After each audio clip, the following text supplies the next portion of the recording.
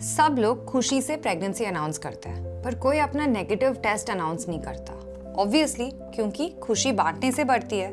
पर प्रेग्नेंट ना हो पाने वाला दुख अक्सर औरतें अकेली झेलती है। अगर आप हर महीने वेट करते हो, डेट कैलकुलेट करते हो, सिम्टम्स गूगल करते हो और फिर बाथरूम में टेस्ट देके रो लेते हो, तो ये वीडियो आपके लिए है। इनफर्टिलिटी सिर्फ एक मेडिकल वर्ड नहीं है, ये एक बहुत बहुत मुश्किल और इमोशनल सफ़र है और इंडिया में ये सफ़र थोड़ा और हैवी हो जाता है। इसलिए आज मैं आपको वो बताने वाली हूँ जो कोई इनफर्टिलिटी स्पेशलिस्ट नहीं बताएगी। हाय, आई एम दिव्या, एक येल बायोलॉजिस्ट और cofounder of Pinky Promise, India का सबसे बड़ा ऑनलाइन गायना क्लिनिक।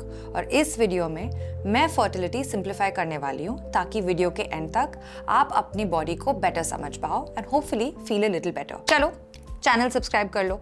इनफर्टिलिटी समझने से पहले ये जानना जरूरी है कि इनफर्टिलिटी परमानेंट नहीं होती। मेडिकल डेफिनेशन काफी क्लियर है। डॉक्टर्स इनफर्टिलिटी शब्द यूज करेंगे जब 12 मंथ्स अनप्रोटेक्टेड सेक्स के बाद भी प्रेगनेंसी ना हो और अगर एज 35 के ऊपर है तो 6। बट इसका मतलब ये नहीं कि आप कभी माँ नहीं बन सकती। इसका मतलब ये है कि शायद आपको हेल्प की जरूरत है और जो अभी हेल्प मिल रही है वो आपके लिए सही नहीं है। पता है इनफर्टिलिटी का सबसे टफ पार्ट क्या है? टेस्ट नहीं, इंजेक्शंस नहीं, रिपोर्ट्स भी नहीं, बट वो 2 हफ्ते का वेट। ओव्यूलेशन के बाद हर छोटी चीज प्रेगनेंसी लगने लगती है। जब उल्टी की फीलिंग आती है, जब थकान महसूस होती है, आपको लगता है शायद इस बार, और जब पीरियड्स आ जाता है तो अंदर ही अंदर कुछ चुभता है। आप सैड हो जाते हो, शायद खुद को ब्लेम करते हो। बट इंडिया में ये सैडनेस सिर्फ आपकी नहीं रह पाती, पूरा परिवार जो इन्वॉल्व हो जाता है। दुख बांटने के लिए नहीं, उसे बढ़ाने के लिए। चाची को जानना है गुड न्यूज़ कब आएगी, मौसा जी को फैमिली में अब एक क्रिकेटर चाहिए, और पड़ोसी तक आपके पेट के साइज को देख के गेसिंग गेम खेलने लग गए। लोग कैजुअली कुछ भी पूछ लेते हैं। और अगर किसी की शादी में आप चले गए ना, nobody wants to know your हाल। सबका बस एक ही सवाल, when is the baby coming. और ये सब आपके आइडेंटिटी को हिट करने लगता है। इनफर्टिलिटी तो मेडिकल रही ही नहीं, but let me explain what happens medically. Fertility में 4 चीजें होना जरूरी है जो मेडिकल टेक्स्ट बुक में सालों से लिखे आ रहे हैं। नंबर 1, मंथली ओवरी से एग रिलीज होना चाहिए, इसको ओव्यूलेशन कहते हैं। फिर उन एग्स को यूट्रस तक पहुंचने में कोई ब्लॉक्स नहीं होना चाहिए। जो ट्यूब्स एग को कैरी करते हैं from the ovaries to the uterus, उनको फैलोपियन ट्यूब्स बोलते हैं, ये क्लियर होना चाहिए।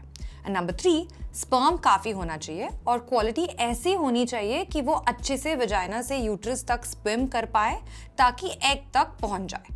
This is called the sperm count and the sperm motility. काफी स्ट्रेट फॉरवर्ड है ना? तो फिर प्रॉब्लम क्या है? प्रॉब्लम है कि फर्टिलिटी सोशली कैसे देखा जाता है। फर्टिलिटी की जर्नी अकेले औरत की जर्नी नहीं है, लेकिन इंडियन फैमिलीज ने इसको ऐसे ही बना दिया। 30 to 50% केसेस में इनफर्टिलिटी हस्बैंड के स्पर्म या सेक्सुअल परफॉर्मेंस से रिलेटेड होती है। स्पर्म काउंट लो होना, मोटिलिटी लो होना and also erectile dysfunction, not being able to get a boner जैसे इश्यूज के वजह से संबंध पूरी तरह हो नहीं पाता, तो बच्चा कैसे होगा? बट फैमिलीज में सिर्फ लड़कियों से गुड न्यूज एक्सपेक्ट करता है, और जब गुड न्यूज नहीं मिलती है तो उस बेचारी औरत को सारे टेस्ट करवाने पड़ते हैं जो पेनफुल और इन्वेजिव होते हैं, क्योंकि मेल इनफर्टिलिटी के बारे में तो कभी सोचा ही नहीं है। Because of that it takes some time to detect male infertility, और वो टाइम ना बहुत वैल्यूएबल है। According to the research, smoking और ड्रिंकिंग स्पर्म क्वालिटी को डायरेक्टली डैमेज करता है। प्रेगनेंसी पॉसिबल होने के लिए हेल्दी स्पर्म काउंट का रेंज कुछ 20 से 100 मिलियन पर ml होना चाहिए,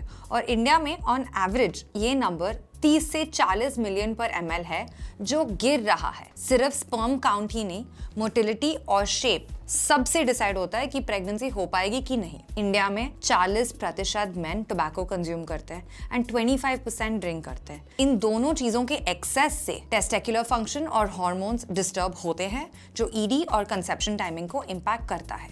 पोल्यूशन एक्सपोजर, ओबेसिटी, स्ट्रेस, इस सब का भी असर पड़ता है।